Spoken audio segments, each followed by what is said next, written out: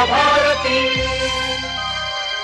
सखी सहेली। सभी सखियों सहेलियों को, श्रोताओं को सोनाली पाठक का और नेहा शर्मा का प्यार भरा नमस्कार। नमस्कार। क्या हाल चाल है नेहा? हाल चाल ठीक ठाक है, बाकी सब भी ठीक ठाक है। आप ठीक ठाक बोल रही हैं, पर मुझे तो बहुत खुश नजर आ रही हो आप। बिल्कुल, खुश होने की बात ही ऐसी कि जब दो सखियां मिलती हैं इतने दिनों के बाद तो एक अलग सी खुशी तो छाई जाती है। बिल्कुल। तो अब बातचीत का सिलसिला हमारा आगे भी जारी रहेगा। पहले हम बता दें कि आज हमने किन किन विषयों पर हम चर्चा करने वाले हैं। बिल्कुल जी। और सखी विशेष की अगर हम बात करें तो आज हम बात करेंगे वीरांगना नारायणी देवी वर्मा की। और साथ ही आज खास दिन है, आज राष्ट्रमंडल दिवस है। इसके बारे में जानकारी देंगे और साथ ही एक बहुत बड़ी बात कि घर में जो अनावश्यक सामान जो भरता जाता है उससे किस तरह से छुटकारा पाया जाए, किस तरह से उसे ना भरा जाए, इसके बारे में भी हम बातें करने वाले हैं। यानी उससे मोह ना करें। उससे मोह ना करें, मोह करें खाने से। जी। तो ढेर सारे हम व्यंजन की रेसिपी भी हम लेकर आए हैं और सखियां भी हमारी जो है, हमारे श्रोता भी बहुत अच्छी अच्छी रेसिपीज लिखकर भेज रहे हैं। बिल्कुल, तो वो भी हम सुनेंगे। और आज सखी विशेष में जैसे आपने कहा, आज नारायणी देवी वर्मा को हम याद करेंगे। तो नारायणी देवी वर्मा का जन्म मध्य प्रदेश के सिंगोली गांव में हुआ था। जब वे मात्र 12 वर्ष की थी तब उनका विवाह माणिक्यलाल वर्मा के साथ हुआ था। और माणिक्यलाल वर्मा ने आजीवन किसानों गरीबों की सेवा का संकल्प लिया और इस नेक कार्य में उनका साथ निभाया उनकी पत्नी नारायणी देवी ने। जी। और वर्ष 1939 प्रज्ञा मंडल के कार्यों में भाग लेने के कारण नारायणी देवी को जेल भी जाना पड़ा। आगे भी 1942 में उन्हें भारत छोड़ो आंदोलन में हिस्सा लेने के कारण जेल भेज दिया गया। और जब उनके पति माणिक्यलाल वर्मा को जेल भेजा गया था, उस वक्त परिवार के पालन पोषण की जिम्मेदारी नारायणी देवी वर्मा पर आ गई। घर परिवार की जिम्मेदारी के साथ साथ उन्होंने सामाजिक कार्य भी किए। घर पर जाकर लोगों को पढ़ाना हो या फिर शोषण के खिलाफ आवाज उठानी हो, लोगों की मदद के लिए हर संभव कोशिश उन्होंने की। जी। और नारायणी देवी अपने सहयोगियों के साथ घर घर जागृति का संदेश पहुंचाती, सामाजिक बुराइयां जैसे बाल विवाह और अन्य गलत कार्यों के लिए विरोध में आवाज उठाकर और लोगों को संगठित होकर कार्य करने की वे हमेशा प्रेरणा देती रही। और साल 1944 में वो भीलवाड़ा आ गईं और यहाँ पर उन्होंने महिला आश्रम की स्थापना की और इस आश्रम में प्रौढ़ शिक्षा की व्यवस्था करवाई। साथ ही प्रसूति गृह का भी निर्माण उन्होंने करवाया। देश की आजादी के पश्चात भी वे महिलाओं के उत्थान के लिए कार्य करती रही। वर्ष 1970 से 76 तक राज्यसभा की वे सदस्य रही और 12 मार्च 1977 को उनका निधन हुआ। नारायणी देवी वर्मा के नाम से भीलवाड़ा के विजय सिंह पथिक नगर में नारायणी देवी वर्मा टीचर्स ट्रेनिंग कॉलेज है और हम उन्हें याद करके श्रद्धा सुमन अर्पित करते हैं। हमारे एक साथी लिखते हैं कि सखी सहेली में आप जो दिन विशेष पर चर्चा करती है वो मुझे बहुत पसंद है। मैं कार्यक्रम को सुनते हुए नोट्स बनाकर इस दिन विशेष को हजारों छात्र छात्राओं फेसबुक और व्हाट्सएप के माध्यम से साझा करता हूँ, क्योंकि प्रत्येक प्रतियोगिता परीक्षा में इनसे प्रश्न आते हैं। तो ये तो बहुत अच्छी बात हो गई सोनाली जी। कुछ इस तरह की ये बात है कि हम ये कह सकते हैं कि सिर्फ व्यंजन लिखने के लिए पेन और पेंसिल लेकर नहीं बैठते, बल्कि इन सारी जानकारियों को इकट्ठा करने के लिए भी हमारे साथी बैठते हैं। और बहुत अच्छी बात है, बहुत खुशी की बात है कि उन्हें इससे फायदा हो रहा है। जी। और हम भी कोशिश करेंगे कि इस तरह से और अच्छी अच्छी बातें श्रोताओं तक पहुंचाएं और हमारे श्रोता भी बहुत अच्छी अच्छी जानकारियां हमारे साथ साझा करते हैं। और आज है राष्ट्रमंडल दिवस। तो राष्ट्रमंडल दिवस विश्व के बहुत सारे देशों के द्वारा साथ मिलकर मनाया जाता है और इस दिन को मनाने का उद्देश्य इंसानियत और मानवता को बढ़ावा देना है। राष्ट्रमंडल सदस्यों में एशिया, अफ्रीका, यूरोप महाद्वीप के कुल 53 देश हैं और इस संगठन में वही देश शामिल हैं जिन पर ब्रिटिश शासन रहा है। वर्ष 1901 में महारानी विक्टोरिया ने पहली बार अपने जन्मदिन पर इस संगठन के बारे में सोचा। पहले इस दिन का नाम साम्राज्य दिवस रखा गया। 1958 में इस दिन का नाम बदलकर राष्ट्रमंडल दिवस यानी कॉमनवेल्थ डे रखा गया। और इस दिन के जो राष्ट्रमंडल दिवस है, इस दिन विभिन्न कार्यक्रमों का आयोजन किया जाता है। हर साल लंदन डे राष्ट्रमंडल सचिवालय के मुख्यालय में आयोजित किया जाता है और इसमें अलग अलग देशों के प्रतिनिधि अपने देश का प्रतिनिधित्व करते हैं। प्रतिवर्ष राष्ट्रमंडल दिवस की एक थीम तय की जाती है। इस वर्ष की थीम है forging nest and peaceful common future, यानी जलवायु परिवर्तन से लड़ना, ग्लोबल वार्मिंग को कम करना और सभी देशों के बीच आर्थिक संबंधों में सुधार लाना है। बिल्कुल, और इस दिन को मनाने का जो कारण है सोनाली जी, वो है कि अपने पूर्वजों के बलिदान को हम याद करते हैं जो उन्होंने स्वतंत्रता हासिल करने के लिए किया था। साथ ही गुलाम बनाने की पुरानी प्रथा का भी जमकर विरोध किया जाता है आज के दिन।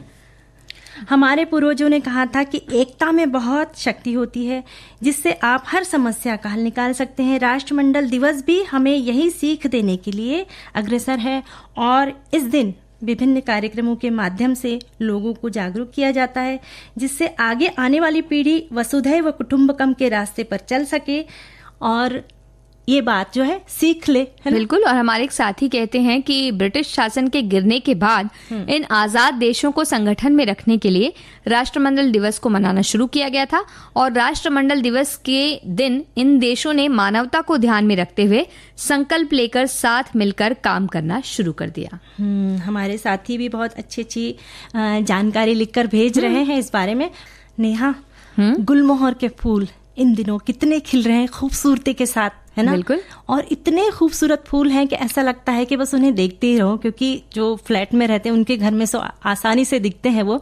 और प्रकृति से हमें बहुत कुछ जैसे सीखने को मिलता है। तो गर्मियों का मौसम है, चिलचिलाती गर्मी है, तो हम कितने परेशान हो जाते हैं कि भाई गर्मी लग रही है, पर उस गर्मी के मौसम में उन गुलमोहर के फूलों को देखिए, वो भी तो चिलचिलाती गर्मी में है पर कितनी ताजगी के साथ अपने आभा बिखेरते हैं। तो प्रकृति हमें बहुत सीख देती है, बस हमें उसे सीखने का हमें खुद को अवसर देना चाहिए ना। बिल्कुल, प्रकृति ये सीख देती है कि हम गर्मी में या कहें कि तपते हैं तभी कुंदन बनता है। तो इस तरह से आप गर्मी में धूप में तप रहे हैं, तो लू चल रही है, बहुत से साथी कह रहे हैं कि गर्मी बहुत ज्यादा है, अलग अलग डिग्री भी बता रहे हैं कि कितनी डिग्री से वो हमें नमस्कार कर रहे हैं। तो इस तरह से तो बहुत सारी गर्मी का मौसम होता है, लेकिन गर्मी के मौसम में बहुत सारी अच्छी अच्छी चीजें भी तो प्रकृति देती है, जैसे गुलमोहर के फूल जो देखने में इतने खूबसूरत लगते हैं। उसके बाद आम आता है गर्मी में फिर उसके अलावा अगर बात की जाए तो तरबूज आते हैं। तो इस तरह के बहुत अलग अलग फल आते हैं, अलग अलग चीजें आती हैं जिससे हमारी जो गर्मी जो महसूस हम कर रहे हैं उसके साथ साथ जो मिठास बनी रहती है, स्वाद आता है और देखने के लिए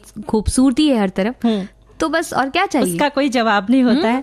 और जैसे आपने बात कही, आम की बात कही, तो हम कुछ आम के व्यंजन भी बताएंगे सखियों को। बिल्कुल, गर्मियों में आम की बातें ना हो ऐसा तो हो ही नहीं सकता। तो गर्मी आम हो जाएगी अगर हम आम की बातें ना करें, क्योंकि आम की वजह से हर चीजें खास हो जाती हैं। जी वैसे पुराने जमाने में जब बचपन का दिन याद आता है हमें कि उस वक्त घर में आम जो है अपने कमरे में आम फैले हुए होते थे, इतने सारे जो है अमराई से आम आते थे और हम ऐसे फैला के उसे कमरे में रख देते। उस वक्त ना घर बहुत हमारे बड़े हुआ करते थे और कितना अच्छा लगता था, आम की खुशबू फैली रहती थी। और अब क्या है कि आसपास हम घर छोटे होते जा रहे हैं लेकिन सामान भरते जा रहे हैं और उसकी वजह से खुशबू तो कहीं नहीं होती है। आम बस बक्से में सिमट के रह गए हैं और सामान से पूरा घर भर गया। क्योंकि क्या होता है ना नेहा कि आए दिन हर चीज के नए नए डिजाइन हमें बाजार में जो आते हैं वो हमें आकर्षित करते हैं। और नई चीजें खरीदने में कोई बुराई नहीं है वैसे, पर हम नई चीजें खरीद तो लेते हैं पर पुरानी चीजों को हम हटाते ही नहीं है और हमारा घर जो होता है वो अनावश्यक वस्तुओं से पूरी तरह भर जाता है। बिल्कुल, और जब पुराने घर से नए घर में अगर शिफ्ट हो रहे हो तब तो आप सोचिए कि सारा नया फर्नीचर हम बनवाते हैं, सारी नई चीजें बनवाते हैं, लेकिन पुराना सामान भी साथ में ही लेकर जाते हैं। तो ये नहीं सोचते कि नया घर, क्योंकि आमतौर पर नया घर सभी थोड़ी ज्यादा जगह वाला बनाते कि हमें तो बड़ी जगह चाहिए, लेकिन आपने सामान उससे ज्यादा भर लिया तो फिर वो जगह वापस छोटी हो जाती है। और इतना मजबूत सामान है, सोच सोच कर हम पुरानी चीजों को इकट्ठा करते थे, कैसे फेंके इसको, चलो रख लेते, कभी किसी को दे देंगे और कभी किसी को देते नहीं है। क्योंकि क्या होता है ना नेहा कि ये जो सामान होते हैं ना वो हमारी भावनाओं से भी जुड़े होते हैं कि ये मेरे दादा ने परदादा ने दादा को दिया था, दादा ने मेरे पिताजी को दिया, इतनी अच्छा ये टेबल है, इतना मजबूत मजबूत है, फिर नया कांच का डाइनिंग टेबल ले लिया है, पर ये इसे कैसे फेंके हम, तो फिर उसे भी रख लेते हैं। मोह नहीं छूट रहा है, लेकिन एक लालच भी है कि नई चीजें भी लेनी है, लेकिन पुरानी चीजों का मोह नहीं छूट रहा। जी जी, वही बात बर्तनों की भी होती है ना। हाँ, नए डिजाइन के बर्तन आए कि हम बाजार में खरीद लेते हैं, और पुराने जो है बर्तन वो हम अलमारियों में भर भर के रख देते हैं। और नई नई क्रॉकरी जो होती है, वो जो एकदम अच्छी वाली होती है, उसको अलमारी में सजा देते हैं, फिर रोज के लिए लेते रहते हैं, तो वो एक चीज भरी रहती है, वो कभी निकलती नहीं है, वो सिर्फ मेहमानों के लिए निकलती कभी कभार। हाँ, और फिर क्या होता है, वो नई एक डिनर सेट लिया हमने इसका क्रॉकरी, फिर हमारे घर में अगर कुछ फंक्शन हुआ तो किसी ने और एक डिनर सेट भी गिफ्ट में दे दिया, वो भी रख लेते हैं हम, और निकालते तो है नहीं कि भाई फूट जाएगा, फूटने के डर से उसे इस्तेमाल ही नहीं करते। पर ऐसा उसे सालों बरसों तक उसे रखने के बजाय अगर यूज के, ठीक है ना, फूट जाएगा तो फिर नया ले आएगा, ये हमें हमारी सोच को हमें बदलना चाहिए। फूट जाएगा, जो दूसरा तीसरा अंदर रखा हुआ है वो निकलेगा, फिर ऐसा सोचना चाहिए, क्योंकि हम उसको भी नहीं निकालते, और किसी को कुछ गिफ्ट देना हो तो भी अपने सामान नहीं देते हैं, जो नया सामान रखा हुआ है कि कभी किसी को गिफ्ट दे देंगे, लेकिन जब गिफ्ट देना होता है तो फिर बाजार की ओर भागते हैं, फिर उन्हें कुछ नया देते हैं जो उनके घर में भर जाएगा। नहीं, कभी कभी ऐसा होता है ना कि सोचते हैं कि चलो अच्छा है गिफ्ट दे दे, फिर ऐसा लगता नहीं, ऊपर का जो उसका जो बॉक्स है वो थोड़ा मटमैला हो गया, खराब हो गया, फिर लोगों को ऐसा लगेगा ना कि घर का उठा के दे दिया है सामान, इसलिए भी फिर खुद को रोक लेते कि नहीं ऐसा नहीं करते, ये तो बहुत प्यारा है, मेरे फ्रेंड ने दिया था या फिर मेरी फलाने रिश्तेदार ने दिया था, उससे बुरा लग जाएगा, तो फिर हम ऐसे करते कि उसे वही रख देते हैं और फिर नया खरीद लेते हैं। बिल्कुल। और अगर बात करें कपड़ों की तो फिर तो रहने ही दीजिए बात है, क्योंकि महिलाओं की अलमारियां, महिलाओं के पुरुषों की भी आजकल अलमारियां कपड़ों से भरी रहती है, और हर मौसम के अलग अलग कपड़े, ऑफिस में पहनने के कपड़े अलग, पार्टी में पहनने वाले कपड़े अलग, और नए कपड़े फिर बनवाते जाते हैं, पुराने कपड़े रह जाते हैं, और कुछ कपड़े तो ऐसे होते हैं ना जो हम क्या कहते हैं कि जब पतले होंगे तो पहनेंगे वो वाले कपड़े अलग है, उनकी तो एक अलग अलमारी बन सकती है। नहीं, बहुत प्यार से खरीदा था। हाँ? या फिर मेरी सहेली ने मेरे जन्मदिन पे दिया था, वो अगर नहीं पहनूंगी पर मुझे आ नहीं रहा है तो क्या करूं, नहीं मैं अभी लगी हुई हूं ना, मेरा वजन तो कम हो जाएगा थोड़े दिन में, उसके बाद मैं पहनूंगी। ऐसे करते करते करते मोह माया के हम जाल में जैसे है फंसते जाते। तो ये अनावश्यक सामान की कितनी चर्चा हो गई, गीतों के बीच में भी काफी सारे याद आ गए हमें कि हमारे घर में कौन कौन सी अनावश्यक चीजें रखी हुई है। वैसे खत की बात है तो खत में हम फूल भी ये रखते थे छुपा करके, ऐसे ना। शुरुआत ही यहाँ से होती है, क्योंकि हम जब वो फूल रखना शुरू करते हैं फिर उसको सालों साल रखते हैं, फिर खत रखते जाते हैं सालों साल। खैर वो तो भावनात्मक रूप से हमसे जुड़े होते हैं और छोटे से होते हैं तो एक जगह आ जाते हैं, और इसी तरह से सोच सोच के हम बहुत सारी चीजें जमा करते जाते हैं। घर में अनावश्यक सामान को हटा देना सर्वथा उचित ही है। देखा गया है कि अनावश्यक वस्तु टेरेस पर रखी हुई होती है, फिर घर की छत्ती पर चली जाती है। बेकार की चीज़ों को हटाने से घर का वास्तु दोष ठीक हो जाता है। खाली पड़े डिब्बे, टूटे गमले, जंग लगा पुराना सामान, टूटा फर्नीचर, इन सबको हटा देना चाहिए, नहीं तो घर में नकारात्मक ऊर्जा का प्रभाव होना शुरू हो जाएगा। ये बात हमारे साथी लिखते हैं। और हमारी एक साथी भी कहती हैं कि वास्तु विज्ञान के अनुसार घर की चीजों को बेतरतीब तरीके से फैलाकर रखने से नकारात्मक प्रभाव पड़ता है। बहुत से लोग आमतौर पर इस्तेमाल न होने वाली चीजों को संदूक और अलमारी में भरते चले जाते हैं, जो वास्तु की दृष्टि से ठीक नहीं है। आजकल पलंग में बॉक्स बनाकर बेकार सामानों को रखने का प्रचलन बढ़ गया है। लोग घर की बेकार चीजों को भी इसमें भरे रखते हैं। वास्तु विज्ञान कहता है कि इससे घर में रोग का प्रभाव बढ़ता है और लोग आर्थिक एवं मानसिक रूप से परेशान रहते हैं। घर में अनावश्यक सामान मतलब जिसका अब कुछ उपयोग नहीं हो रहा है, इसे संभाल कर इसलिए रखा जाता है कि ओल्ड इज गोल्ड बात सही है, लेकिन इसके रखरखाव के लिए जरूरी जगह भी होनी चाहिए, वरना ओल्ड इज बोझ बनकर रह जाता है। इसलिए बिन उपयोगी सामान निकाल देने में ही समझदारी है। बिल्कुल, हमारे साथी जब ये सारी बातें कह रहे हैं तो बिल्कुल सही बात कर रहे हैं, क्योंकि अनावश्यक रूप से वो सामान रखे रहते हैं, उनका ना कोई इस्तेमाल है ना कुछ है, बस घर में जगह भी वो घेरे रहते हैं। और जैसा कि कहा जा रहा है, अगर वास्तु की दृष्टि से भी देखें तो सही नहीं है। और वैसे भी अगर भरा भरा घर रहता है तो आपको हवा अच्छी तरह से नहीं आ रही है, आपको रोशनी उतनी तरह से नहीं मिल पा रही है, कुछ चीजें रखी हैं और आप अच्छी तरह से खुली तरह से रह नहीं पा रहे हैं, तो कुछ ना कुछ प्रभाव तो इसमें पड़ते ही हैं। जैसे कि और कौन कौन सी चीजों का हम आमतौर पर जो हमें पता नहीं होता और हम रखते जाते हैं, भरते जाते हैं, उनकी अगर सूची बनाई जाए तो बहुत सारी हैं। बहुत लंबी सूची है, जैसे कॉस्मेटिक्स, फिर लिपस्टिक है, नेल पॉलिश है, पाउडर है, ब्रशेस है, परफ्यूम है, यूज कीजिए और उसे फेंक दीजिए, है ना। हाँ, सबकी एक्सपायरी डेट होती है, उसे चेक कीजिए और फेंकते भी जाइए, क्योंकि वो किसी काम के नहीं रहते उसके बाद। एक्सपायरी डेट की बात चली तो दवाइयाँ, दवाइयों की एक्सपायरी डेट हम देखते ही नहीं है और बस बोतले पे बोतले हम जमा करते हैं कि उसने कहा कि हाँ भाई गर्मी का मौसम है तो पेट में ठंडक के लिए ये दवाई लो, वो ले आए। फिर उसके बाद में आया सर्दियों का मौसम तो भाई गर्मी के लिए ये चीज अच्छी है तो वो ले लेते हैं। फिर बारिश से भीग गए हैं, हल्का सा कुछ बुखार आया है तो फिर चलो हमारे उसने कहा कि ये ले लो, ये काढ़ा पीकर देखो, इससे तुम्हें आराम मिलेगा। ऐसे करते करते करते हम दवाई की बोतलें जो है वो जमा ही करते जाते हैं। भले ही फिर कभी कभी तो ऐसा होता है कि बस 1-2 ढक्कन ही पिया, पैसे की वैसी बोतल रखिए। हाँ। फेंकते वक्त ऐसा लगता कि अरे भाई अभी इतनी महंगी दवाई इतनी खरीदी है तो उसको उपयोग कर लेते हैं, पर उपयोग तो होती नहीं है, पर दवाइयाँ वैसे की वैसी घर में पड़ी रहती है। बिल्कुल। और वो भी हमें एक तो पहली बात तो ये भी करना चाहिए कि बहुत सारे ऐसी संस्थाएं हैं जिनमें आप अपनी पुरानी आधी इस्तेमाल की हुई दवाइयां भी दे सकते हैं, तो किसी और जरूरतमंद के पास वो चली जाएगी। दूसरी बात यह है कि भाई ऐसे ही किसी के बोलने पर बार बार दवाइयां लाइए भी मत। आप किसी डॉक्टर से सलाह लीजिए और उस हिसाब से दवाइयां लीजिए। और अगर बात करें खाली डिब्बों की, खाली बोतल, प्लास्टिक के डिब्बे, अखबार, टायर, कबाड़ का सामान सब ऐसा भरते हैं कि किसी दिन एक साथ बेचेंगे दिवाली की सफाई में। इसलिए दिवाली की सफाई बहुत ज्यादा थकाने वाली होती है, क्योंकि पूरे साल भर जो हम जमा करते हैं उसकी वजह से। जी। और बच्चों के खिलौने, बच्चों ने जिद की कि नया खिलौना आ गया, पुराना खिलौना वैसा ही पड़ा है। और बच्चे भी है ना कि एक खिलौने की तो 1-2 दिन खेला और फिर नए खिलौने के लिए जिद करते हैं। तो वो खिलौने की जो छोटे होते हैं घर में, तो खिलौने की थैलियां भरी होती है। तो ऐसा अगर हो रहा है तो ठीक है, अगर आप ला दे सकते हैं, क्षमता है आप में, तो खरीदिए जरूर। पर उन खिलौनों को जो बच्चे आर्थिक रूप से कमजोर है उन्हें जरूर दीजिएगा, तो उनके घर में भी खुशी आएगी, है ना। हाँ, और आपके यहाँ तो आप उससे खेल ही नहीं रहे, तो वो रखा ही हुआ है, तो इसलिए इस तरह से वो इस्तेमाल हो जाएगा। इसी तरह से अगर बात करें तो सीडी है, कंप्यूटर है, पुराने मोबाइल फोन है, लैपटॉप है, जो इलेक्ट्रॉनिक के सामान है वो इस तरह से भरे रहते हैं। जो खराब होते हैं उनको या तो बनवा लीजिए जाकर, अगर बनता है तो। नहीं बनता तो आप देख लीजिए, हो सकता है कि वो बाद में काम आ जाए, तो उस तरीके से भी आप देख सकते हैं। अगर मतलब बन सकता है तो बनवा लीजिए और उसे उपयोग में लाइए। अगर आपने नया खरीद लिया तो आपने ये समझ लिया है कि वो नहीं बन सकता है, तो अब उसे मत रखिए, फिर उसे निकाल दीजिए।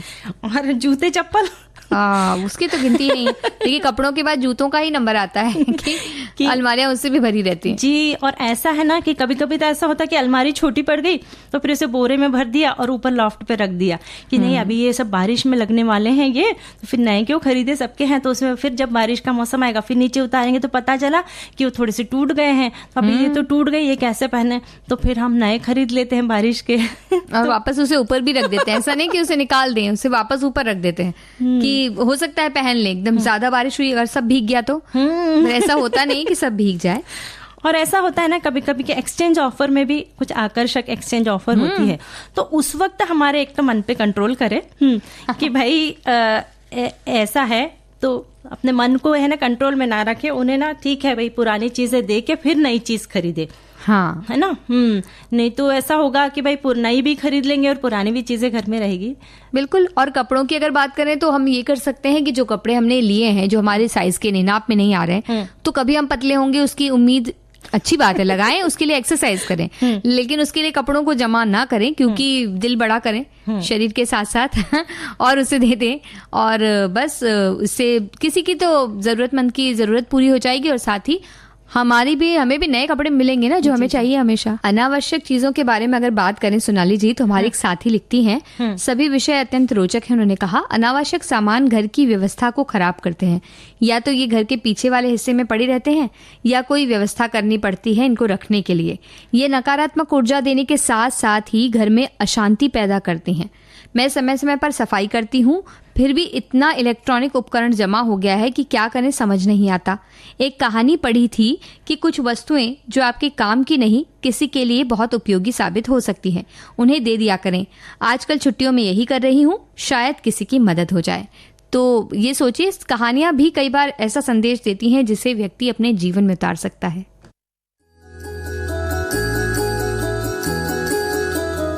कथा सुधा, कहानियों का दरिया। लहरों में गोते लगाएंगे, कभी हंसेंगे तो कभी आंखें नम कर जाएंगे। कभी परिवार तो कभी सामाजिक सरोकार की बातें होंगी। सरकार, अभी तो मेरे पास रुपए है नहीं।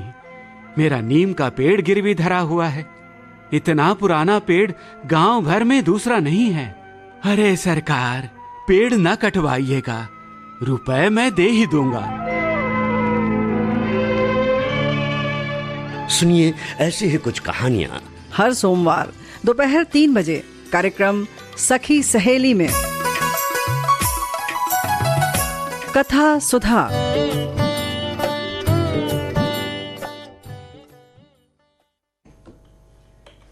तो सोनाली जी, कहानियां तो संदेश देती हैं, लेकिन कई बार हमारे साथी भी बहुत सी बातें, कई बार के अक्सर ही हमारे साथी बहुत ही अच्छी अच्छी बातें बताते हैं, जैसे कि अनावश्यक सामान को लेकर भी उनके कई संदेश आए हैं। हमारे एक साथी लिखते हैं कि हम सभी घर में नए बर्तन, कपड़े, बिजली के उपकरण इत्यादि चीजें लेटेस्ट के नाम पर लेते रहते हैं और पुरानी चीजों को ऊपर टांड के ऊपर या स्टोर रूम में एकत्रित करके रखते हैं। हमारे घर में ऐसी अनेक वस्तुएं एकत्रित हो गई है। पिछले नवंबर महीने घर में जगह जगह रखी हुई सभी वस्तुओं को हमने सूटकेस, 2-in-1, कुकर और रसोई के अन्य बर्तन, कपड़े वगैरह रखे थे, उनको एक संस्था के सुपुर्द कर दिया। यह संस्था जो है ग्रामीण क्षेत्र में बसे जरूरतमंदों को सामान मुहैया करवाती है। कितनी अच्छी बहुत अच्छी बात है। यही हमारा कहना है कि भाई जो चीजें हमारे उपयोग की नहीं है और हम उनसे बहुत ज्यादा जुड़े हुए हैं भावनात्मक रूप से, उन्हें भी अगर हम किसी को देते हैं तो हमारी भावनाएं जो है और ज्यादा समृद्ध होंगी। हमें अच्छा लगेगा कि किसी और व्यक्ति के काम आ रही हैं वो चीजें। और हमारे एक साथी कहते हैं कि पहले तो कागज, पुराने कपड़े, टूटे फूटे कुछ बर्तन ही अनावश्यक सामान में आते थे, पर अब तो ये डिजिटल गैजेट्स और पुराने इलेक्ट्रॉनिक सामान इतने अनावश्यक हो गए हैं कि इन्हें क्या किया जाए। बहुधा हम पुराने सामानों को, चीजों को संजो कर रखते हैं, उनसे कुछ भावनात्मक लगाव रहता है, पर मेरा तो यही मानना है कि उससे आपकी भावना जुड़ी है, आपकी किसी परिवार के सदस्य की नहीं। उनके लिए वो अनावश्यक है, इसलिए उसे इतनी तरजीह ना दें। जो अनावश्यक है उसे निकाल देने में ही भलाई है। तो जैसे कि सोनाली जी कह रहे हैं ना, हमारे कई साथी कह रहे हैं कि इलेक्ट्रॉनिक सामान को किस तरह से निकाला जाए अनावश्यक रूप जो है, तो उसके बारे में एक तो हमने जैसे बताया, एक हम एक्सचेंज ऑफर में निकाल सकते हैं, या वो बहुत ही अच्छा साधन है। उस तरह से निकालने से कुछ पैसे भी आपको मिल जाते हैं और आप नया लेने ही जा रहे हैं क्योंकि खराब हो गया। लेकिन और भी कई तरीके, जैसे मोबाइल वगैरह हैं जो बिल्कुल खराब हो गए, जो एक्सचेंज ऑफर में भी नहीं आ रहे हैं, उन्हें भी उन्हें निकालने का एक अलग तरीका होता है, जिसके बारे में हम कभी विस्तार से चर्चा जरूर करेंगे। लेकिन हमारे जो साथी कह रहे हैं ना कि वो चीजों को निकाल देना चाहिए, भावनाएं हमारी जुड़ी हैं, पूरा परिवार उससे क्यों परेशान हो, क्योंकि सामान वहां रखा हुआ है। हम कह रहे हैं कि कई बार बैग भी रखते हैं बहुत पुराने, ये हमारा पहला बैग था और ये वो फट चुका है, बुरी तरह से खराब हो चुका है, लेकिन दिल जुड़ा हुआ है तो हम फेंक नहीं पा रहे हैं उसे। और जैसे अभी मोबाइल की बात कही, तो जैसे कुछ विद्यार्थी हैं जिन्हें कुछ ऑनलाइन क्लासेस करना है, तो अगर आपके घर में 2-3 मोबाइल पड़े हुए हैं तो उन विद्यार्थियों को दे, शायद उनके बहुत ज्यादा काम में आ जाए। उस मोबाइल के बदौलत उनकी जिंदगी संवर जाए। बिल्कुल। और अगर जैसे कुछ बनाने की जरूरत है, थोड़ी सी मरम्मत की जरूरत है, जिसमें कुछ पैसे लग सकते हैं और आप उतना पैसा नहीं लगाना चाहते हैं, लेकिन नया मोबाइल लेने के लिए अगर कोई विद्यार्थी या कोई व्यक्ति जिसके पास उतने पैसे नहीं है वो जाना चाहे, उसकी बजाय वो आप उसे वो मोबाइल दे दें, वो अपना मरम्मत खुद करवा लेगा, तो आपको खर्च भी ज्यादा करने की जरूरत नहीं है और आपका सामान भी आपके घर से चला जाएगा और अच्छे काम में लग जाएगा। सोनाली जी, ऐसी चीजें जो अस्त व्यस्तता उत्पन्न करती हैं उनको हटा देना ही फायदेमंद होता है, ऐसा हमारी सखी कह रही। और आगे वो कहती हैं कि ये अतीत को भूल जाने का संकेत करता है, भविष्य में आत्मविश्वास का संकेत देता है, ये स्वतंत्रता की एक अविश्वसनीय भावना पैदा करता है। आप जब इन चीजों को हटाएंगे तो खुद ही भार मुक्त महसूस करेंगे। अपनी हर वस्तु को सुव्यवस्थित जगह पर ही रखना चाहिए, इससे घर में हमेशा सुख समृद्धि बनी रहती है। वैसे नेहा, घर में सुख समृद्धि तब भी बनेगी जब हम अच्छे अच्छे व्यंजन बनाएंगे। हाँ, वो तो बहुत जरूरी है। तो हमारी एक सखी ने कटहल के बड़े पकोड़े की विधि लिखकर भेजी है। कटहल और आलू को उबाल, कटहल यानी कच्चा कटहल और आलू को उबालकर उसे अच्छे से मैश कर ले, उसमें थोड़ा सा भुना हुआ बेसन या चावल का आटा मिला ले, लहसुन अदरक लहसुन का पेस्ट डालें, फिर कटी हुई हरी मिर्च, नमक, हींग, थोड़ा आमचूर पाउडर, एक कच्ची अमिया को कूट कर इसमें मिला लें और गर्म तेल में लजीज कटहल बड़ा तैयार है। अगर आप इसे बड़े रूप में खाना चाहते हैं तो चावल के आटे का प्रयोग करें और आप इसे कोफ्ता बनाना चाहते हैं तो भुने बेसन का इसमें उपयोग करें। वाह, तो ये बहुत अच्छी बात है। लेकिन एक रेसिपी तो हमारे पास भी है सोनाली जी। अच्छा, बताइए। वो तो ऑयल फ्री दही बड़े की रेसिपी है। अरे वाह, तो यानी जो डाइट कॉन्शियस लोग हैं वो भी खा लेंगे। बिल्कुल। इसके लिए चाहिए उड़द की दाल 2 कटोरी, दही 500 ग्राम, मीठी चटनी, जीरा पाउडर, मिर्च पाउडर, नमक और चाट मसाला।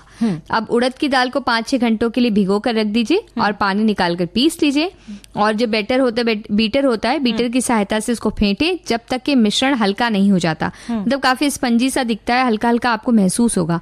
और एक कटोरी में पानी डालकर उसमें जरा सा मिश्रण आप डालिए। अगर वो पानी के ऊपर रहेगा तो समझ जाइए कि मिश्रण तैयार है।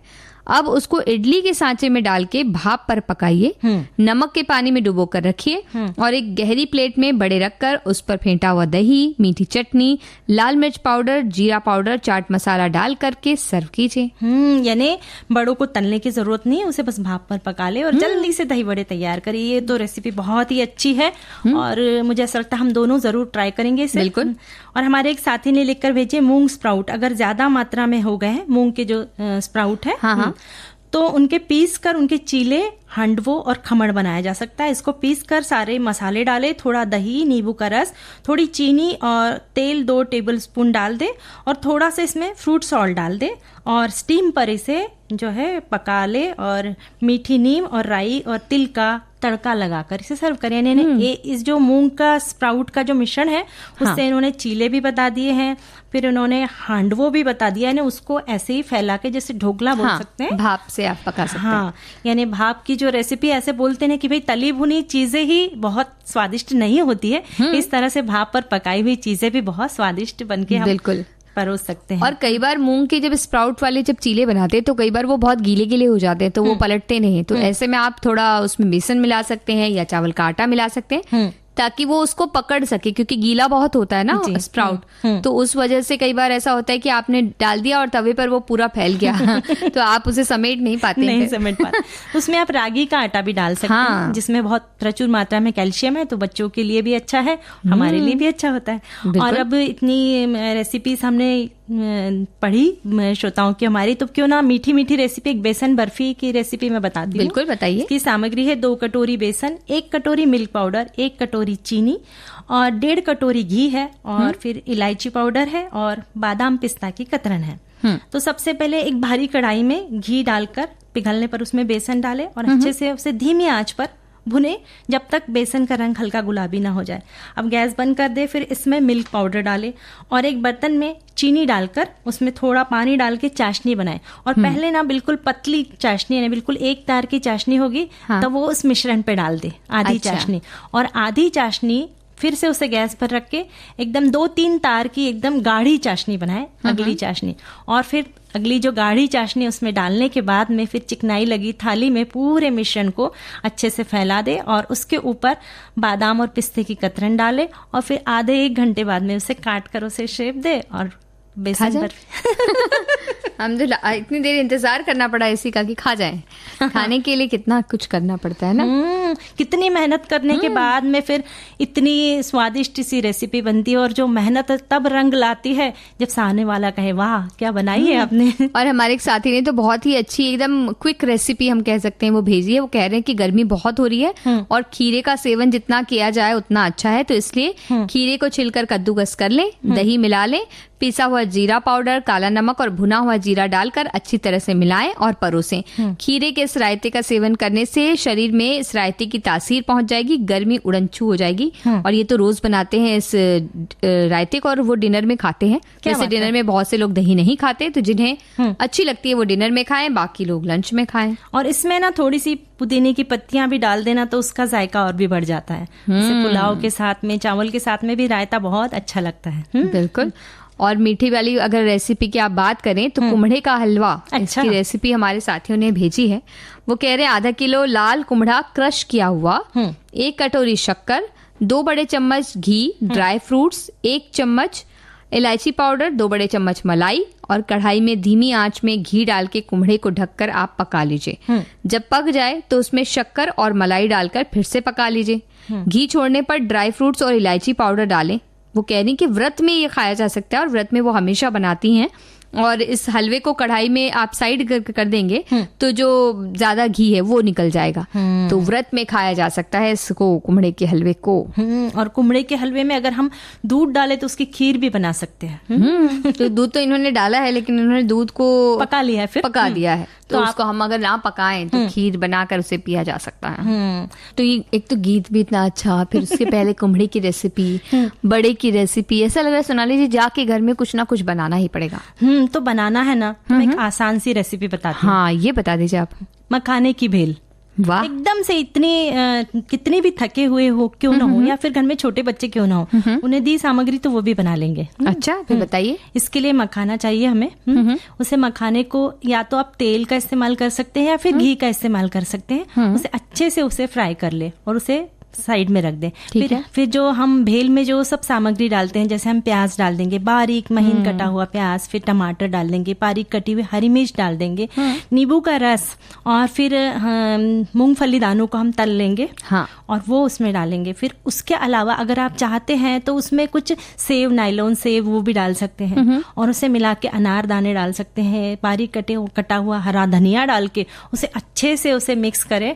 तीखी चटनी डाले, हरी मिर्च की चटनी डाले, मीठी चटनी डाले, और बस एकदम 5 मिनट में बन जाएगा। और बस ऐसे मुंह में पानी आ जाता है। इस तरह से बिठाकर कौन सुनाता है? इस तरह से आपने रेसिपी बताई है तो इसे ऐसा लगता है जब बनेगा, जब तक बनेगा, लेकिन ऐसे बैठे बैठे ऐसा लगा कि अब सामने आ जाएगी भेल, लेकिन आई नहीं है। इससे भी आसान मखाने के किसी को खाना हो तो वो ये भी कर सकता है कि थोड़ा सा 1 चम्मच जैसा थोड़ा सा तेल डालकर मखाने को सेक सकता है और उसमें काली मिर्च और नमक डालकर खा सकता है। क्योंकि अगर उसको इतना धीरज ना होता, धैर्य, कि वो इतनी देर तक बैठ के बनाए, तो वो ये काम भी कर सकते हैं।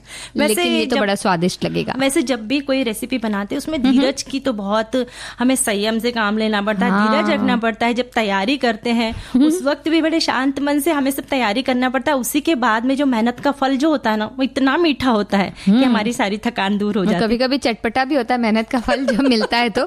लेकिन बात ये भी हो जाती, कई बार तो ऐसा होता है कि भाई बहुत सारी चीजें हम बनाते हैं और बनाने के बाद जब खाने जाते हैं तो उतनी बची नहीं होती है, क्योंकि बहुत ज्यादा अच्छी बन जाती है। तो इसलिए बहुत अच्छी चीजें भी नहीं बनानी चाहिए। ये हमारा सुझाव है कि ठीक ठीक चीजें बनाएं बहनें। नहीं भाई, ऐसा नहीं, अच्छा बनाए, थोड़ा ज्यादा मात्रा में बनाए। और जैसे हमारे कोई खास मेहमान आने वाले हैं या फिर कोई घर के खास ऐसे व्यक्ति है जो थोड़ा देरी से आते, तो उनके लिए थोड़ा साइड में निकाल के रख दे। हाँ, नहीं तो दोबारा बनाना पड़े। ये तो सब चीज है जो व्यंजन बनाते हैं वो खुशियां देते हैं, आनंद देते हैं, हम खुद तृप्त होते हैं और जो है लोगों को, सामने वाले को खिलाते तो उनको भी एक अलग ही तृप्ति मिलती है और खुश होते हैं कि भाई चलो थक के आए हैं घर पर और किसी ने अच्छे से जैसे मखाना की भेल दे दी है या फिर कोई कुमड़े का हलवा जो है वो बन गया है। क्योंकि कुमड़ा बाजार से लाते, इतना बड़ा कुमड़ा है, भाई क्या करे, उसकी सब्जी बनाए तो एक बार ही बनेगी, फिर क्या बनाए तो फिर आधे से ज्यादा लोग बच्चे घर में तो सब्जी उसकी खाते नहीं है। उससे कह सकते हैं कि सब्जियों में जो नहीं खाने वाली सब्जियों में नाम उनका पहले नंबर पे होता है आमतौर पर। लेकिन फिर भी अगर इस तरह से हलवे के रूप में वो मिलने लगे तो उसके सारी चीजें जो उसके अच्छे गुण हैं वो भी मिलने लग जाएंगे। वैसे मम्मियाँ बहुत चालाकी के साथ उसके पराठे बना देती है, पूड़ी बना देती है और बच्चों को खिलाती जरूर है। कद्दू हो या करेला हो, मम्मी जरूर खिलाती है कि नहीं हमारे बच्चे को सारे पोषण मिले, यही उनकी इच्छा होती है। और वैसे हमने अच्छा सही भी होता है, क्योंकि जब माएं करती हैं तो ऐसा लगता है कि हमें जो नहीं खाना वो खिलाया जा रहा है, लेकिन असल में वो समय की मांग होती है कि उन्हें खिलाया जाए और इस तरह से अच्छी तरह से सारा पोषण मिल जाता है बच्चों को। और जब हम बड़े होते हैं ना, उस वक्त जब हम छोटे होते हैं उस वक्त माँ के बारे में हमें गुस्सा आता है कि माँ हमें क्यों जबरदस्ती सब चीजें खिलाती। पर जब हम बड़े होते उस वक्त सोचते कि देखो माँ ने हमें खिलाया पिलाया इसलिए आज हम इतने तंदुरुस्त हैं, और फिर हम वही सीख जो है माँ की अपनाते हुए बच्चों को खिलाते हैं। हमें भी कह सकते हैं कि जो हमारे साथ हुआ वो बच्चों के साथ करके अपना हिसाब चुकता कर लेते हैं। नेहा, इस बात से तो मुझे इतनी हंसी छूट रही है कि देखो हिसाब चुकता नहीं किया है, हम तंदुरुस्त हुए तो हमें अपने बच्चों को भी तंदुरुस्त रखना है, अच्छा अच्छा उन्हें खिलाना है। और अब बस इतने हिसाब किताब सब जब हो जाता है तो सबसे बड़ा हिसाब जो रखना होता है वो रखना होता है समय का। और समय हमें ये कह रहा है कि भाई अपना बोरिया बिस्तर उठाओ और सबसे ले लो इजाजत। तो आप सभी को सोनाली पाठक और नेहा शर्मा का नमस्कार।